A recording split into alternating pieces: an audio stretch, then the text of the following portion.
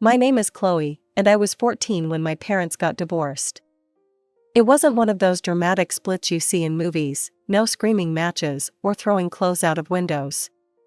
Just two people who decided they couldn't make it work anymore. Dad moved several states away, and Mom started dating again almost immediately. That's how Richard entered our lives. Richard seemed nice enough at first. He had a good job at some corporate firm, dressed well, and made my mom laugh.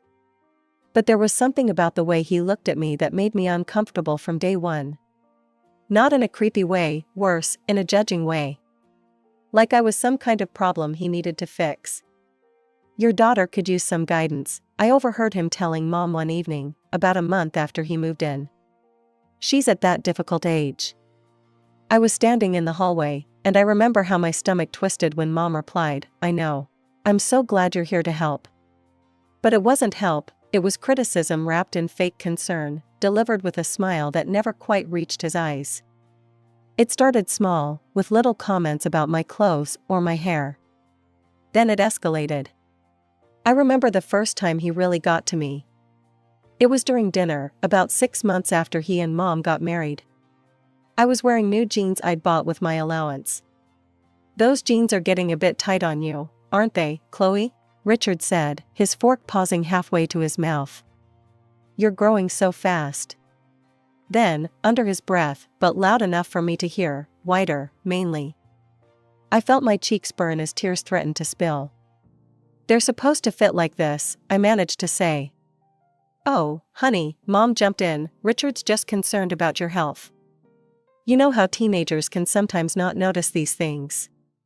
That was the pattern. Richard would say something cruel, disguise it as concern, and Mom would back him up.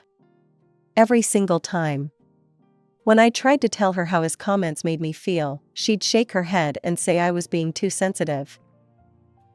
"You need to learn to take a joke, Chloe," she'd say, while Richard sat there with that smug little smile of his. "He's just trying to look out for you." I started calling Dad more often after that. Our Skype calls became my lifeline. He'd listen to me, really listen, without trying to explain away Richard's behavior, or tell me I was overreacting.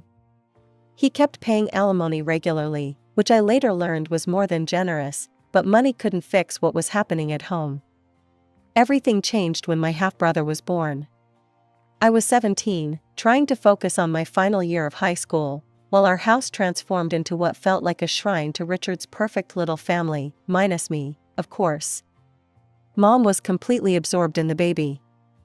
I mean, I get it, he was tiny and cute and needed constant attention. But it was like I'd become invisible overnight. The only time anyone seemed to notice me was when something went wrong, like when I accidentally woke the baby by closing my bedroom door too loudly. I expected Richard to get worse after the baby was born, to find even more ways to criticize me. But something unexpected happened. He started traveling for work.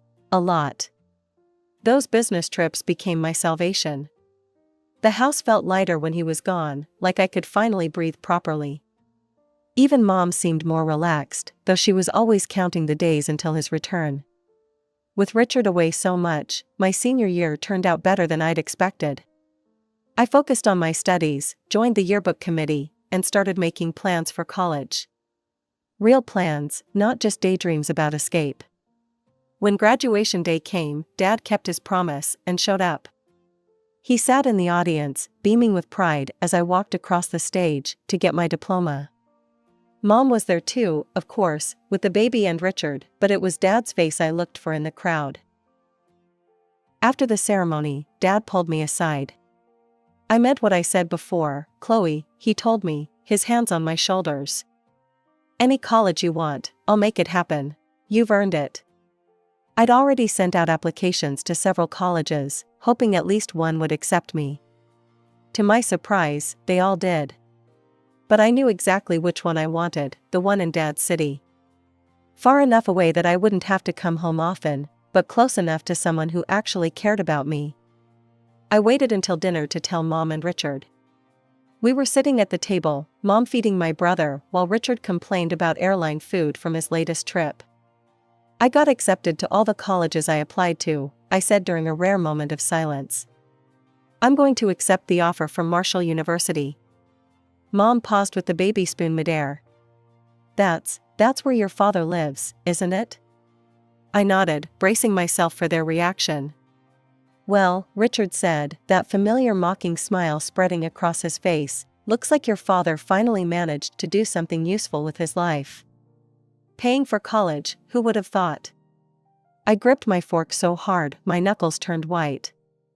The urge to snap back at him, to tell him exactly what I thought about his useful contribution to my life, was almost overwhelming. But I held my tongue. I didn't want to give him the satisfaction of seeing me lose my cool. Mom let out a small sigh of what sounded suspiciously like relief. Maybe she was glad to finally have me out of the way, free to focus on her real family without the complicated reminder of her previous marriage hanging around. The next morning, I packed everything I could fit into 2 suitcases and a backpack. Mom was too busy with the baby to notice me hauling my bags downstairs, and Richard had already left for work. Dad arranged for a car service to pick me up, and by that evening, I was standing in front of his house, a beautiful 2-story colonial with a wraparound porch.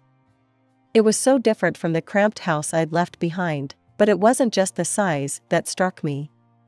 It was the warmth. Sarah, Dad's fiancée, was waiting at the door with him. She wasn't what I'd expected. She was younger than Mom, with bright red hair and paint-stained jeans. She gave me a huge hug like we were old friends. "We've got your room all set up," she said, grabbing one of my bags. "I hope you don't mind, but I might have gone a bit overboard with the decorating." The room was perfect, peaceful blues and grays, with a window seat overlooking the backyard. No baby crying, no Richard's critical comments, no walking on eggshells. Just peace. Mom called that night, after she'd found my note. "You could have said goodbye properly," she said, sounding hurt. "Your brother was looking for you all day." "He's 2, Mom. He'll forget I was ever there soon enough." I spent those first few weeks settling into my new life, getting to know Sarah better. She was an art teacher at the local high school, and she had this way of making everyone feel comfortable. We'd stay up late sometimes, drinking hot chocolate and talking about everything and nothing. Despite Dad's offers to support me completely, I wanted to be independent. I found a job at the Daily Grind, a busy cafe near the house. It wasn't glamorous work, but I enjoyed it. The regular customers were nice, my coworkers were fun, and the tips were decent. When fall came, I moved into the dorms at Marshall University. My roommate, Jenny, was a music major from Chicago who practiced violin at odd hours, but always brought me coffee when she came back from her early morning rehearsals. I was studying business administration and actually enjoying my classes, working at the cafe between lectures and study sessions. A year passed like this, and I was happy. Really happy. Until one ordinary Tuesday afternoon at the cafe changed everything. I was clearing tables when I heard a familiar laugh, one that made my stomach drop. There, at a corner table, was Richard. But he wasn't alone, and he definitely wasn't on a business trip. He was with a woman I'd never seen before, and they were kissing like teenagers on a first date. "Hey, Lisa," I whispered to my coworker, trying to keep my voice from shaking. "Can you take table 12? I need to take my break." I ducked into the back room, my heart pounding. Through the small window in the door, I could still see them. My hands were trembling as I pulled out my phone and started recording. Richard was holding the woman's hand across the table now, looking at her the way he used to look at Mom in the early days. When they finally left, Lisa found me still hiding in the back. "What was that about?" she asked, looking concerned. "Did you know those people?" "The man," I said carefully. "I know him. I just didn't want him to see me working here." "Do you know who the woman was?" Lisa's eyes lit up with gossip. "Oh my God, yes. That's Catherine Morrison. Everyone knows her. She's always in the local news for her charity work and business success." That night, I couldn't sleep. The image of Richard kissing that woman kept playing in my mind like a bad movie. Around midnight, I grabbed my laptop and opened social media. my fingers trembling as I typed Catherine Morrison into the search bar. Her profile popped up immediately, verified checkmark and all. CEO of Richmond Technologies, I read aloud to myself in the darkness of my dorm room. This was the same company where Richard worked. Catherine Morrison wasn't just some woman he was seeing, she was his boss, the director of the entire company. He wasn't just having an affair, he was sleeping with his own superior. I scrolled down her timeline, and that's when things got worse. Much worse. There was Richard, in photo after photo. Him at company events, always standing close to Catherine while other employees maintained a respectful distance. Him at what looked like vacation spots. Him holding a little boy, maybe around 3 years old, both of them grinning at the camera. The caption under one particularly painful photo read, "My 2 favorite men in the world. Can't wait to make it official soon. Blessed, family, engagement." I kept scrolling, and the evidence kept mounting. There were photos going back years. All those business trips Richard took, all those times Mom was home alone with my brother. He'd been building a whole separate life, complete with another child. My hands were shaking so badly I almost dropped my phone as I started saving the photos. One by one, I downloaded them all, including screenshots of the captions. There was Richard at what looked like the boy's birthday party, Richard and Catherine at Christmas dinner, Richard pushing the little boy on a swing. One photo in particular made me pause. It was from about 6 months ago, showing Richard, Catherine, and their son at some kind of carnival. The caption read, "Sometimes the perfect family comes when you least expect it." So thankful my Prince Charming was patient enough to wait for the right moment to start our family together. True love, destined, finally. Patient enough to wait? He hadn't been waiting, he'd been lying. Living 2 completely different lives, juggling 2 families like some sick circus act. And based on Catherine's posts, she had no idea she was the other woman. She truly believed she'd found her fairy tale ending with her handsome subordinate who'd stolen her heart. I sat back in my chair, my mind racing. The Richard in these photos was so different from the man I knew. Here, he was smiling, real smiles, not those smirks he always gave me. He looked happy. Genuinely happy, playing with his secret son, hugging his secret fiancée, living his secret life. "Oh Mom," I whispered to my empty room, "what has he done to us?" I checked the time, almost 3 a.m. I had an early class tomorrow, but sleep was the last thing on my mind. I needed to make sure I had every bit of evidence saved. Mom would need to see this. The truth needed to come out, even if it was going to hurt everyone involved. A week later, I found myself on a train headed home. The evidence was still burning a hole in my phone, and my stomach was in knots. I hadn't told Dad where I was going, he wouldn't have understood why I needed to do this. Mom looked genuinely surprised when she opened the door. "Chloe, we weren't expecting you." My little brother was toddling around her legs, and for a moment, it felt almost normal. Then Richard appeared behind them. Well, he said, that familiar mocking tone already creeping into his voice. "Don't tell me, you got kicked out of college for failing grades and need to come crawling back home?" Mom laughed like it was the funniest joke she'd ever heard. "Richard, stop it. I'm sure Chloe's doing fine at school, aren't you, honey?" I forced a smile. "I'm on the dean's list, actually." "Of course you are," Richard smirked, looking me up and down. "Say, those jeans keep getting bigger and bigger every time I see you. Is that the new style now? The baggy look?" I bit my tongue. I'd actually lost weight since starting college, all those shifts running around the cafe had toned me up considerably. But Richard never missed a chance to make digs about my appearance. The comments continued all day.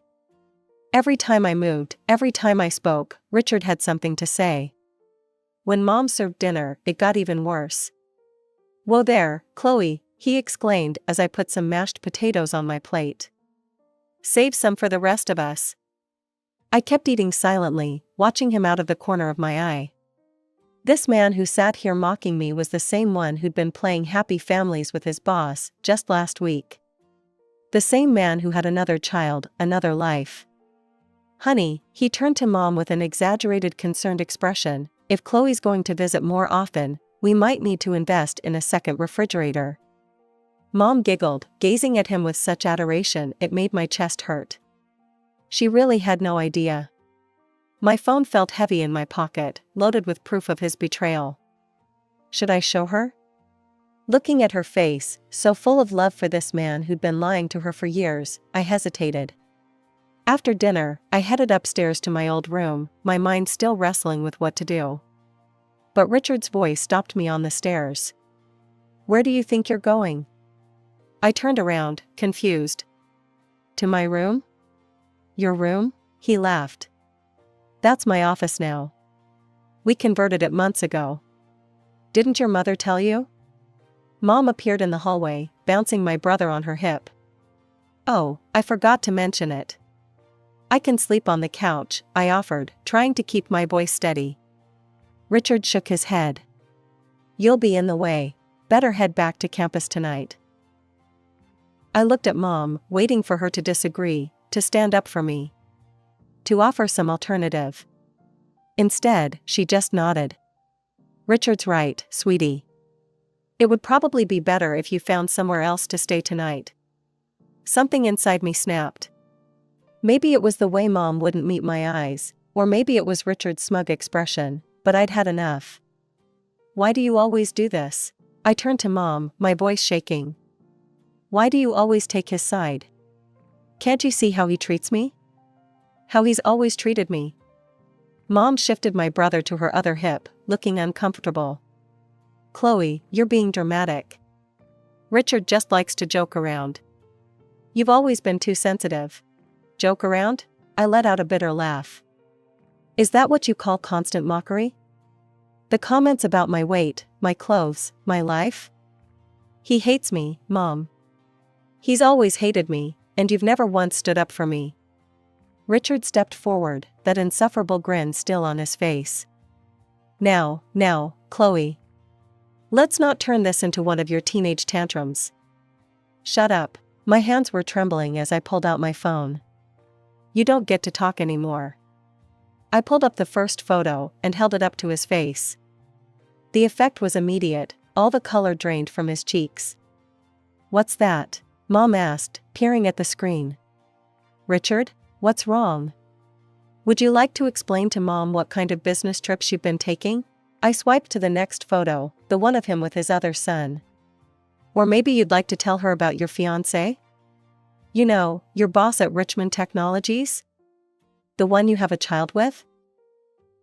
Mom's mouth fell open. The room was so quiet I could hear the tick of the wall clock. That's not, Richard stammered, his smirk finally gone. Not what? Not your son in these photos? Not you kissing Catherine Morrison? Not your engagement announcement from 2 weeks ago? I turned to Mom. He's been living a double life for years, Mom. All those business trips? He's been with his other family, his other son, planning his wedding to another woman who has no idea he's already married. You're lying. Mom's voice was barely a whisper. I wish I was. He's been cheating on you with his boss. They have a 3-year-old son together. She thinks he's single, that they're going to get married.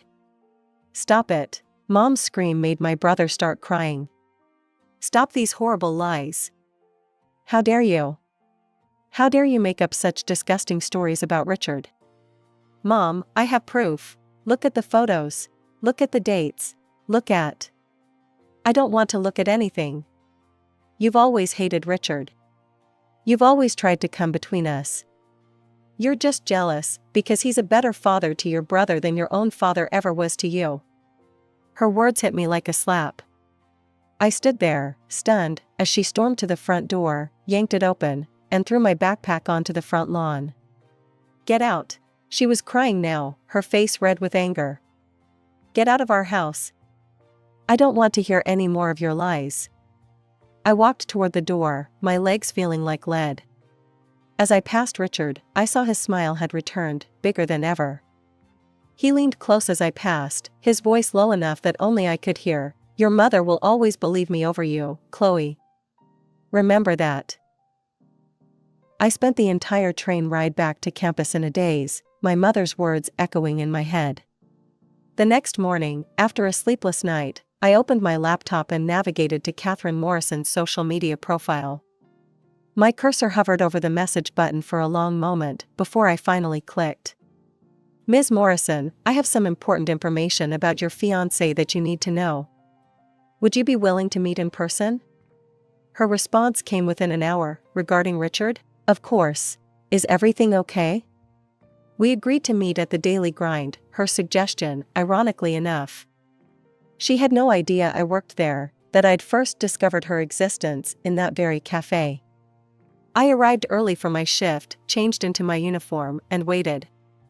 At exactly 2 p.m., Catherine Morrison walked through the door. Catherine? I approached her table. I'm Chloe. Her smile was genuine, warm even. Please, sit down. You seemed concerned in your message. What's this about Richard?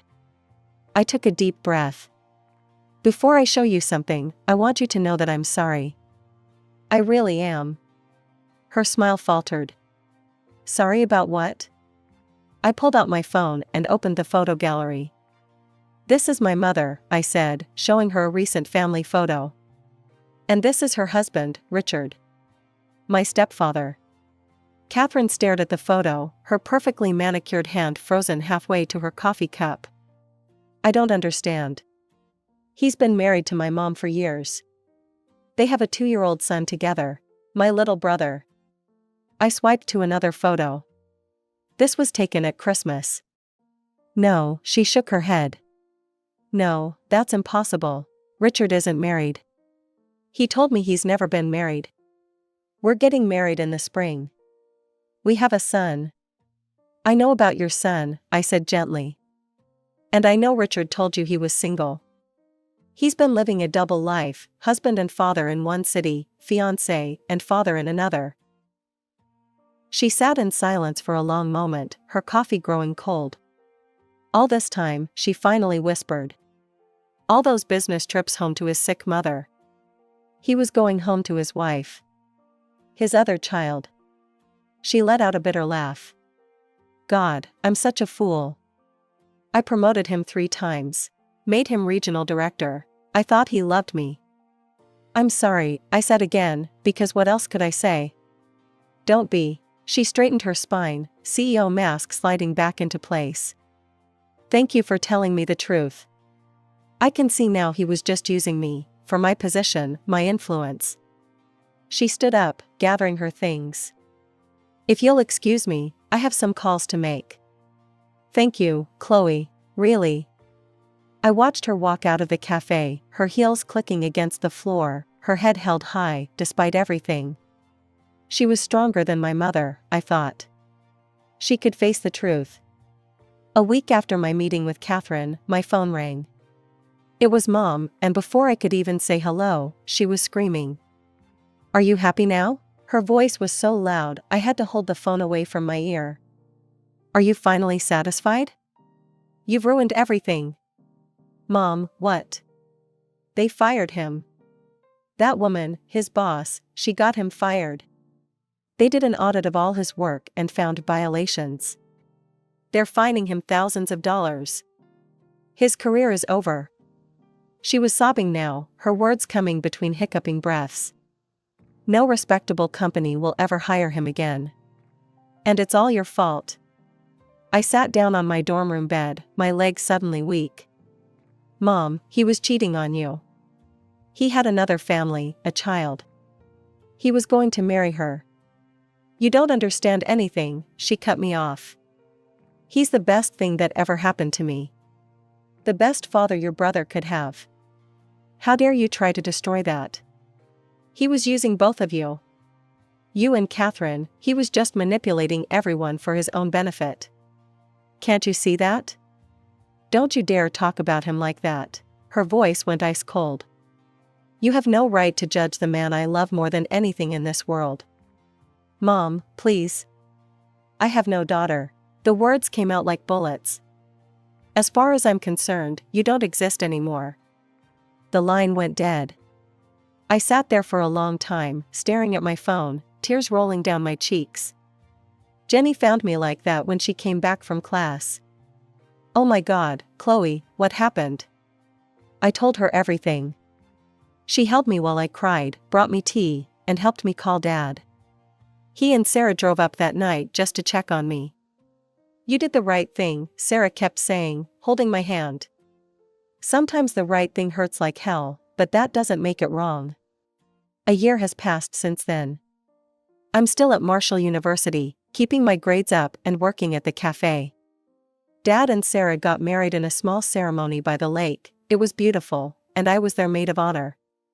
Sarah's pregnant now. I'm going to have a little sister soon. I hear things about Mom and Richard through mutual friends back home. He never found another corporate job. Word got around about the audit findings. He started drinking heavily, picking fights in bars. Mom had to get a job at the local supermarket to support them. My little brother is in daycare now because they can't afford a nanny like they used to. Sometimes when I can't sleep, I wonder if I should feel guilty. Maybe if I'd kept quiet, everyone would be better off. Mom would still be happy in her ignorance. Richard would still have his job. My brother would have a more stable home. But then I remember Richard's smirk when Mom threw me out. His whispered words, "Your mother will always believe me over you." I remember all the years of his subtle cruelty, his manipulation, the way he twisted everything to make me feel small. No, I don't feel sorry for them. The truth is like that sometimes, it doesn't care about convenience or comfort. It just is. Richard built his life on lies, and when those lies finally crumbled, he had no one to blame but himself. I often find myself thinking about how different my life could have been if my parents hadn't divorced when I was 7. Back then, I was just Jessica Thompson, a regular kid living with my mom and dad in a cozy house they'd bought together. I remember those early years being filled with simple joys, family dinners, weekend trips to the park, and bedtime stories read by both parents. Everything changed when they split up. Dad moved out but left us the house and made sure we were taken care of financially. He paid enough in alimony that Mom didn't need to work, which she seemed pretty happy about. A year later, Mom met Steve. He seemed nice enough at first, always bringing candy when he visited and trying to make me laugh. They got married pretty quickly, and soon after, my half-sister Cindy was born. That's when things started to change. Steve began giving me these looks, like I was somehow in the way. He'd make little comments when Mom wasn't around, stuff like, "Don't you miss your dad, or wouldn't you rather live with him?" I was 12 when I overheard the conversation that would change everything. "Look," Steve was saying, his voice low but firm, "I got that promotion at work. My salary's nearly doubled. You won't need to work, or Jessica's child support." "But that money helps," Mom replied. "It pays for a lot." "Come on, Sarah. We both know Jessica would be better off with her father. Plus, wouldn't it be nice to just focus on our family? On Cindy?" The way she didn't hesitate before agreeing is something I'll never forget. "You're right. I'll call Mark tomorrow about taking Jessica." I stood there in the darkness, my hand pressed against my mouth to keep from making a sound. The glass of water I'd wanted lay forgotten as I processed what I'd just heard. My own mother was trading me away because she didn't need my father's money anymore. Looking back now, I wonder if they ever knew I heard that conversation. Mom acted like she was doing me a favor when she told me I'd be moving in with Dad. "You'll have more opportunities there," she'd said, as if she wasn't just getting rid of me because I'd become financially inconvenient. Dad welcomed me with open arms, no questions asked. He'd set up a room for me in his apartment, painted it my favorite color, and filled the bookshelf with all the series I loved reading.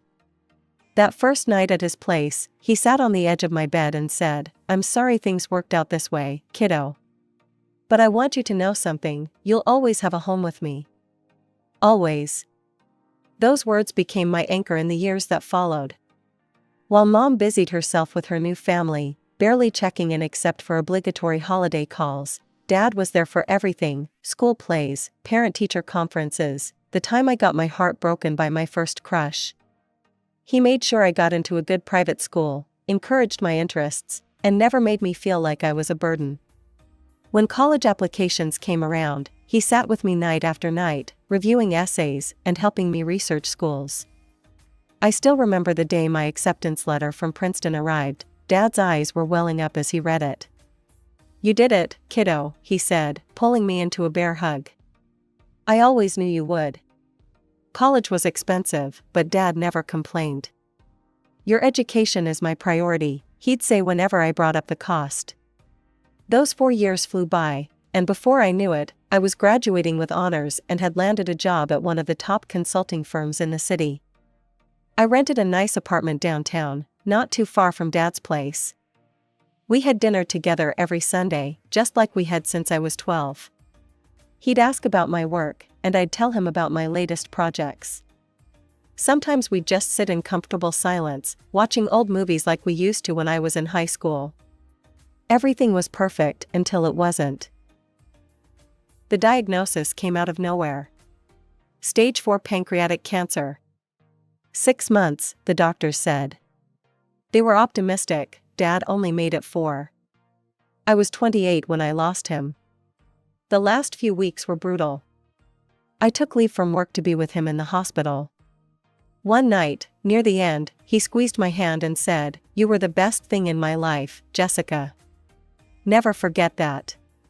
After he passed, I discovered he'd left me everything: his beautiful apartment in the city center and $700,000 in his accounts. I couldn't even think about the money. I just missed my dad. A month after the funeral, my phone rang. I almost dropped it when I saw Mom on the caller ID. "Jessica?" Her voice was hesitant. "I heard about your father. I'm so sorry." I hadn't heard from her in years. "Thanks," I managed to say. "I know this might not be the best time, but..." "Steve passed away too, recently. Heart attack." She paused. "I've been thinking about you a lot. Maybe it was grief making me vulnerable, or maybe I just wanted to believe people could change, but I found myself agreeing to meet her for coffee." One coffee turned into regular visits. I met Cindy properly for the first time since she was a baby. She was 21 now, bouncing between job interviews and seemingly directionless. Mom was working as a cashier at the local supermarket, a far cry from her days of not needing to work. I started visiting them several times a month. I told them about my travels, weekend trips to different states, my vacations in Europe. I always brought them gifts: designer clothes for Cindy, nice perfumes for Mom, little luxuries they couldn't afford themselves. It felt good, in a way, being able to share my success with them. It became a routine. I couldn't show up at Mom's place empty-handed. Even if I was just dropping by for a quick coffee, I'd feel guilty if I didn't bring something. The local mall became my regular stop before any visit. Cindy especially loved the clothes I brought back from Europe. Her eyes would light up every time I pulled out something from my suitcase.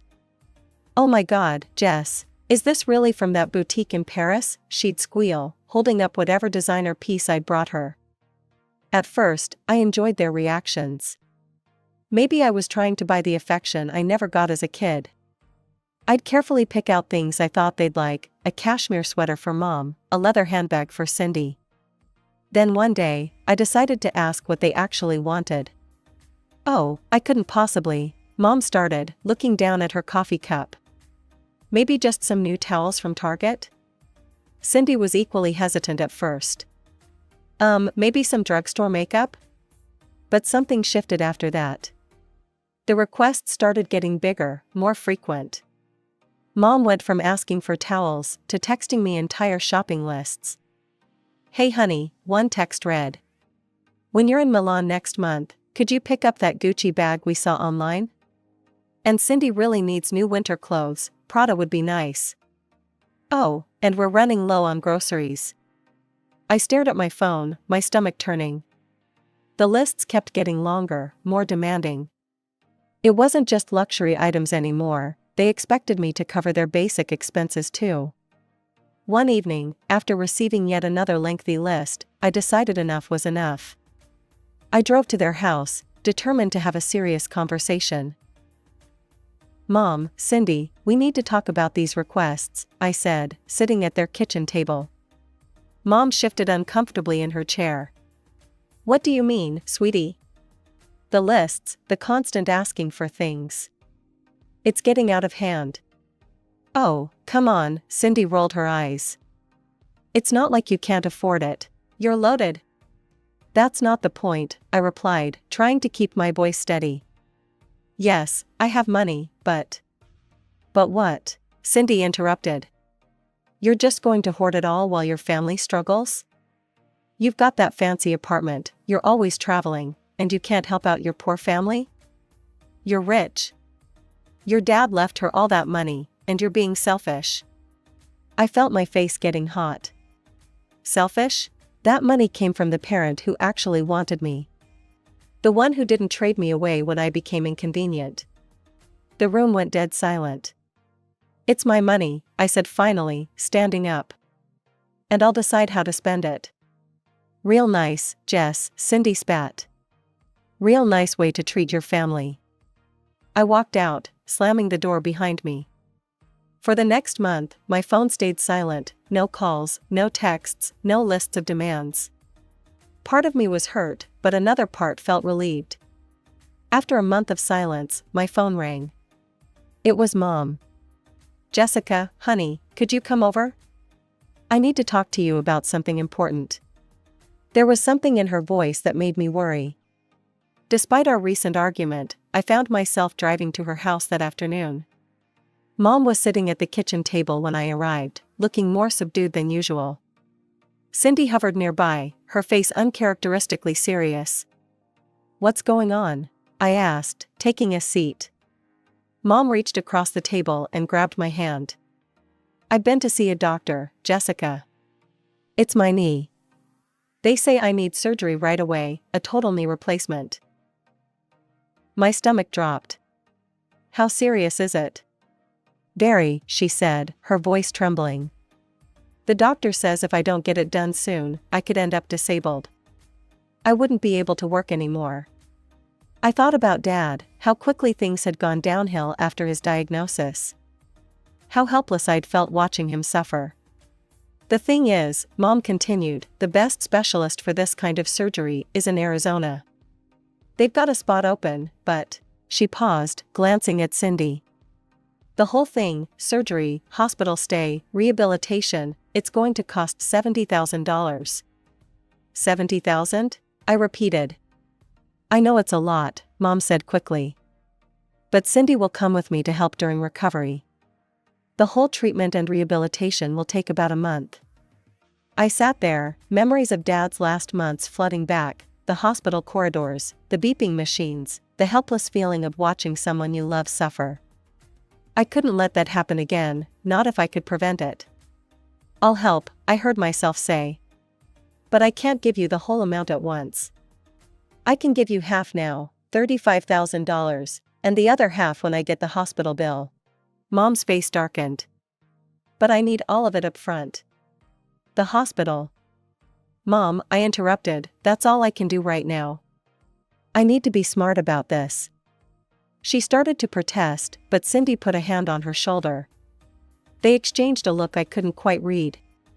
"Actually," Mom said, her tone shifting, "let me call the hospital. Maybe I can arrange to pay in 2 installments." She left the room with her phone, and I heard her voice drifting from the hallway. A few minutes later, she returned, looking relieved.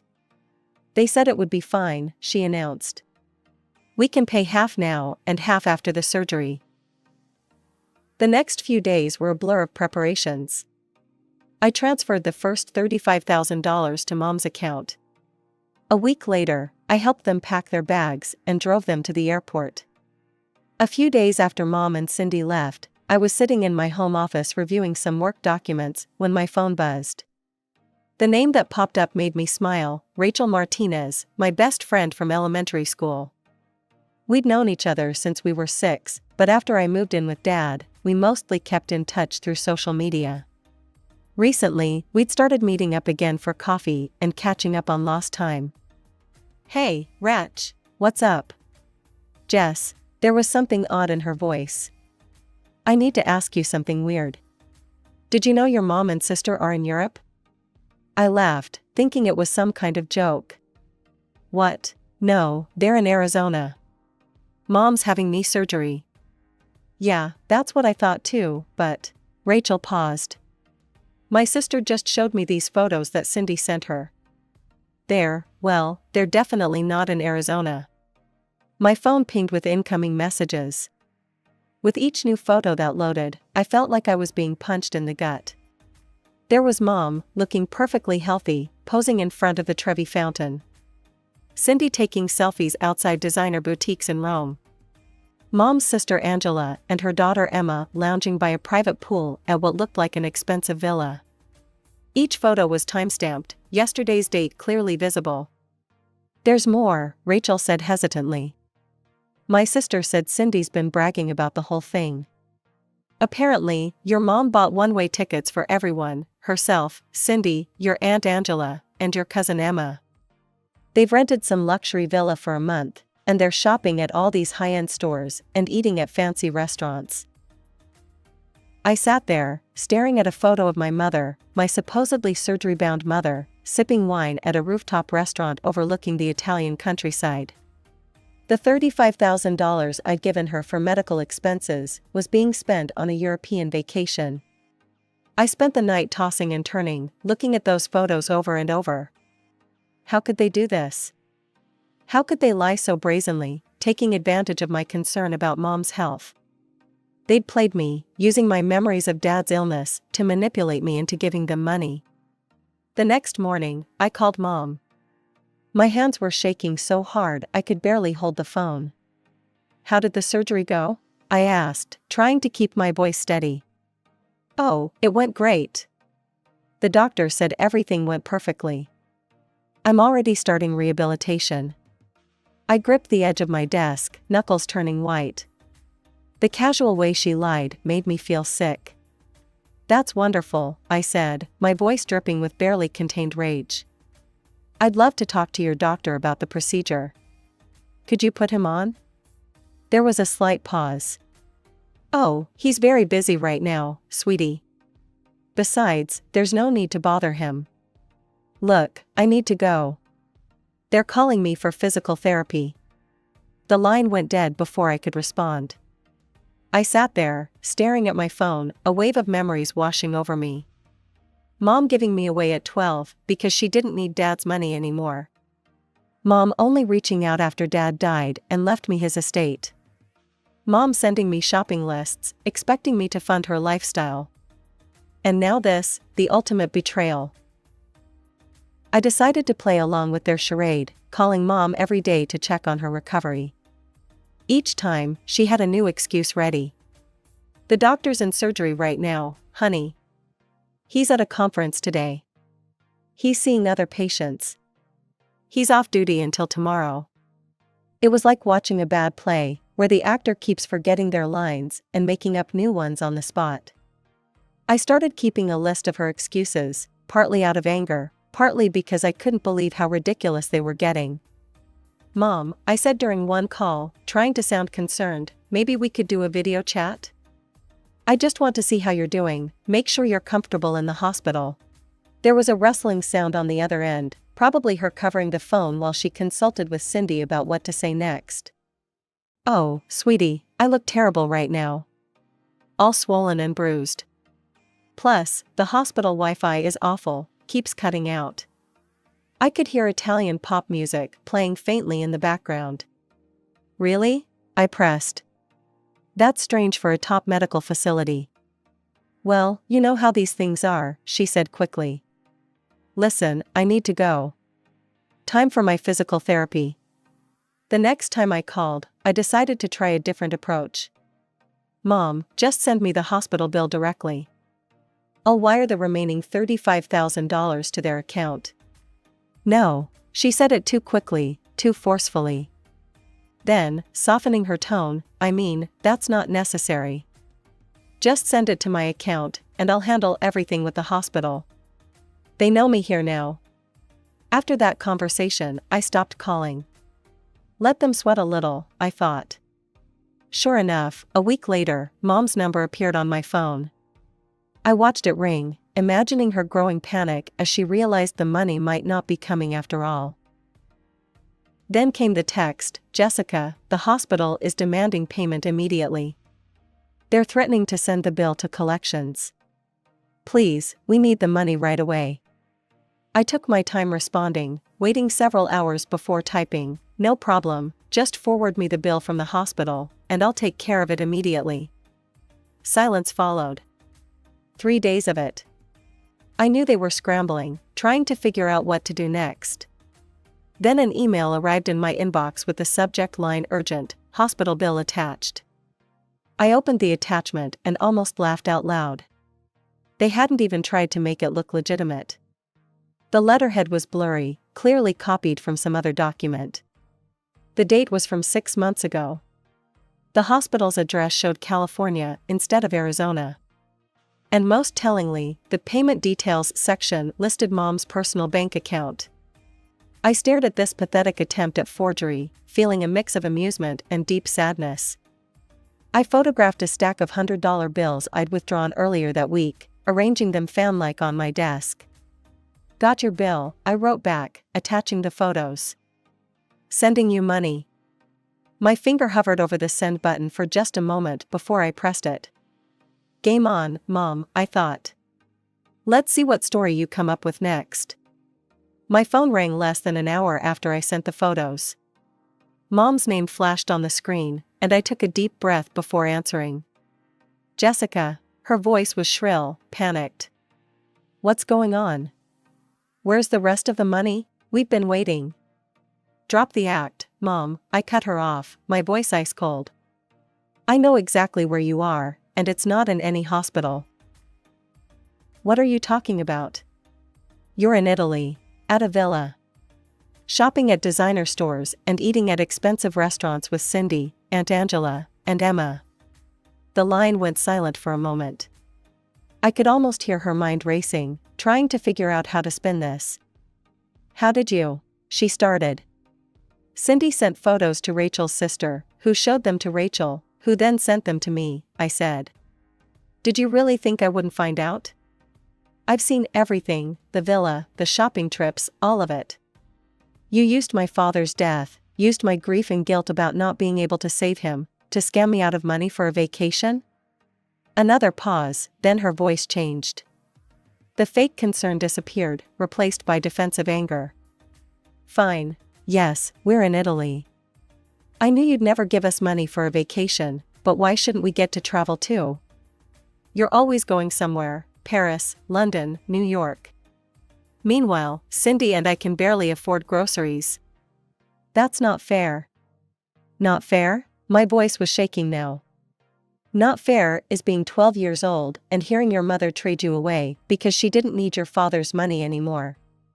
Not fair is having that same mother show up 16 years later, not because she misses you, but because your father died and left you money."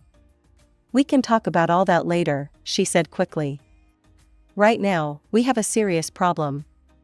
We don't have money for tickets home, and we still need to pay the villa rental. Everyone needs to get back to work, we can't lose our jobs. Please, Jessica, we need that other $35,000. In that moment, I finally saw everything clearly. Nothing had changed. She was still the same woman who'd given me away when I became financially inconvenient. Only now she wanted me back, or rather, she wanted my money back. "That's your problem, not mine," I said flatly. "Goodbye, Mom." I hung up and immediately blocked her number. Then I went through every social media platform, every messaging app, every possible way they could reach me, and blocked them all: Mom, Cindy, Aunt Angela, everyone involved in this scheme. Sitting there in the silence of my apartment, the apartment Dad left me, I felt something shift inside me. The last lingering hope that my mother might actually care about me, might actually want a relationship with her daughter rather than her daughter's money, finally died. 2 weeks after I blocked everyone, my grandmother called. I almost didn't answer, but Grandma had always been different from Mom, more honest, more genuine. "Jessica, honey," she said, her voice worried. "Your mother called me. She says she needs $15,000 urgently." "I don't have that kind of money, but I thought maybe you." "Grandma," I said gently, "let me tell you what really happened." I told her everything, the fake surgery, the Italian vacation, the scam to get my money. With each detail, I heard her sighs getting heavier. "Oh, Jessica," she said finally. "I'm so sorry. I had no idea Sarah would do something like this." "Don't worry about them, Grandma," I assured her. "They got themselves into this mess, they can get themselves out." As it turned out, I didn't have to wait long to find out how they managed. Rachel called me a few days later. "Have you seen what Cindy's doing on social media?" she asked. I hadn't, since I'd blocked them everywhere. Rachel proceeded to fill me in. "She's running this fundraiser, claiming her wealthy sister abandoned them in Italy without money to get home. She's painting you as this heartless rich person who left her poor family stranded in a foreign country." I felt a familiar surge of anger, but this time it was mixed with something else, amusement. "How's that working out for them?" I asked. "Well," Rachel said, "they spent almost 2 weeks trying to raise the money. They had to sell all those designer clothes and bags they bought. Apparently, the villa owner was threatening to call the police because they couldn't pay the rent. And get this, they all nearly lost their jobs because they stayed way longer than their approved vacation time." I shook my head, thinking about how their grand European adventure had backfired spectacularly. A month later, Grandma called again with an update. "They're finally back," she said. "But Jessica, it's a mess. Your Aunt Angela isn't speaking to your mother anymore. Apparently, Sarah demanded she help pay for the trip after everything fell apart. And she and I had a terrible fight because I couldn't give her money for tickets home. She actually accused me of choosing you over her. I'm sorry you got dragged into this, Grandma." "Don't be, sweetheart. Sometimes people need to face the consequences of their actions." After we hung up, I walked to the window of my apartment, Dad's apartment, and looked out over the city. The sun was setting, painting the sky in shades of orange and pink. On my desk, a stack of travel brochures lay waiting. I was planning my next trip, this time to Greece. The old me might have felt guilty about traveling while Mom and Cindy struggled. The old me might have invited them along, tried one more time to build the relationship I'd always wanted with them. But that me was gone, replaced by someone stronger, someone who finally understood that some relationships aren't worth saving. Dad's last words to me in the hospital echoed in my mind, "You were the best thing in my life, Jessica. Never forget that." I hadn't forgotten. And I finally understood that I'd been lucky to have had one parent who truly loved me, who put me first, who taught me my own worth. Mom and Cindy could keep their schemes and manipulations. I had my father's love, his legacy, and most importantly, my self-respect. These days, my life is peaceful. I travel when I want, work hard at my job, and spend time with friends who value me for who I am, not what I can give them. Sometimes, I hear bits of news about Mom and Cindy through Grandma. They're still struggling, still playing victims, still looking for their next mark. But their drama doesn't touch me anymore.